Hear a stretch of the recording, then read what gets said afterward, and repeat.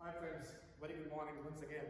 Myself, Dr. Dinesh Shans, Associate Professor Botany, SRK Government PG College, Rajsamand. Just back to back, इससे पहले मैंने load किया था एक वीडियो एग्जामिनेशन में क्वेश्चन पूछते हैं सिग्निफिकेंस जो टॉपिक और सिलेबस दिया है of mitosis. Now to start कि व्हाट आर द डिसएडवांटेजेस और नॉन सिग्निफिकेंस. हालांकि इनके नॉन सिग्निफिकेंस बहुत कम है लेकिन एग्जामिनर्स फिर भी पूछते हैं कि what are the demerits. Demerits क्या है, दुष्परिणाम क्या, दुष्प्रभाव क्या है, या नॉन सिग्निफिकेंस क्या है, या डिसएडवांटेजेस क्या है. तो आज जो just back to back topic मैं कर रहा हूं वो है डिसएडवांटेजेस ऑफ माइटोसिस.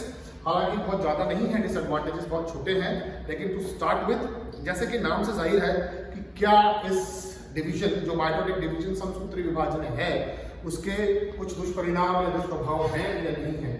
तो बहुत स्टडी करने के बाद बेसिकली बहुत कम डिसएडवांटेज निकले. एंड टू स्टार्ट विद जो पहला या बेसिक डिसएडवांटेज या डीमेरिट ऑफ माइटोटिक डिवीजन निकला वो था या है सबसे पहले कि माइटोटिक डिवीजन जो है कि जिन भी ऑर्गेनिजम्स में माइटोटिक डिवीजन होता है उन ऑर्गेनिज्म में दे कंटेन, अगर लिखें इसको तो they contain the exact quantity,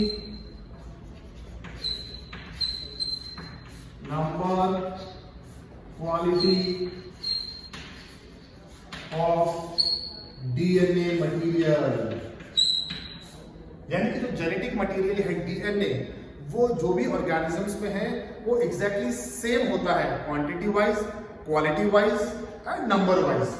तो उससे होता क्या है कि जितने भी ऑर्गेनिजम्स उससे बने हैं उन ऑर्गेनिज्म में एग्जैक्टली सेम डीएनए जो रहता है वो विद्यमान रहता है ऑर्गेनिज्म में. तो उससे होगा क्या, किसी भी प्रकार की एक डिफॉर्मिटी अगर आ गई तो वो डिफॉर्मिटी पूरे ऑर्गेनिज्म या एंटायर जनरेशंस को अफेक्ट करेगी. फॉर एग्जांपल कि एक प्लांट ग्रुप है, उन प्लांट ग्रुप में जब माइटोटिक डिवीजन से इंडिविजुअल्स या सेल्स हमको मिले तो वो इंडिविजुअल और सेल्स जो हमको मिले हैं माइटोटिक डिवीजन से उनमें तो number of quality quantity wise जो डीएनए है वो एग्जैक्टली सेम है.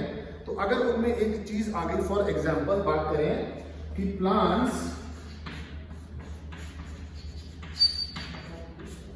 या एरिया जहां पर भी ये इंडिविजुअल्स हैं वहां पर प्लांट्स के अंदर एक डिजीज आ गई फॉर एग्जांपल किसी ना किसी रूप में, ठीक है ना, एक्सटर्नल कंडीशन से या इंटरनल कंडीशन से, किसी भी कंडीशन से उनमें अगर डिजीज आ गई तो डिजीज आने के बाद इंडिविजुअल प्लांट्स और उसमें क्या होगा, एरिया में द एंटायर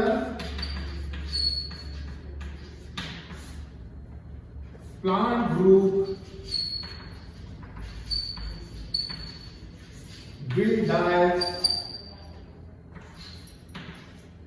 क्यों एंटायर प्लांट ग्रुप डाई हो जाएगा? बिकॉज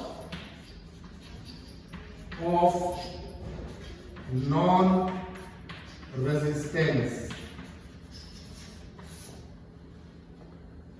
तो सबसे बड़ा जो डिसएडवांटेज, लॉस और डिमेरिट क्या है कि एग्जैक्टली सेम, तो वो जो क्वालिटी उस डीएनए में रहेगी, जैसे उस क्वालिटी डीएनए में है कि वो उस पर्टिकुलर डिजीज के अगेंस्ट में अपने आप को रोक नहीं पा रहा है या अपने आप को किसी भी तरह से विथस्टैंड नहीं कर पा रहा है.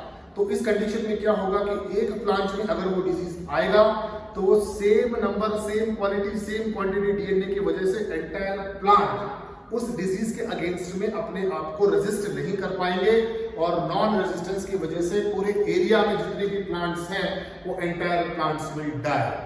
तो ये एक सबसे पहले डिसएडवांटेज, डीमेरिट या दूसरे शब्दों में कह लें non significance of mitotic division है.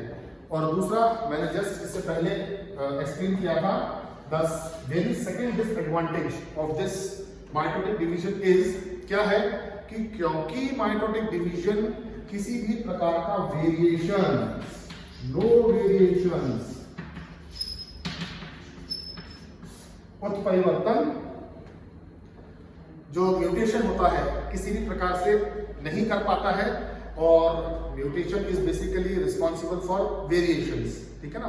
तो उत्परिवर्तन जो म्यूटेशन है वो वेरिएशन को उत्पन्न नहीं कर पाता है. वेरिएशन को उत्पन्न नहीं करने की वजह से क्या होता है, no variations, so no evolution. So जो डार्विन की थ्योरी है वो डार्विन की थ्योरी फेल हो जाती है अगर किसी भी प्रकार से म्यूटेशन के द्वारा वेरिएशन या किसी भी और रीजन से वेरिएशन ना हो।